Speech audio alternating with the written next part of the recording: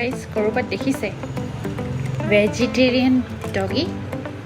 এইজনী হৈছে আমাৰ ভেজিটেৰিয়ান ডগী আপুনি ভাবিছে যে পাকঘৰৰ বাহিৰত কেলৈ ৰখি আছে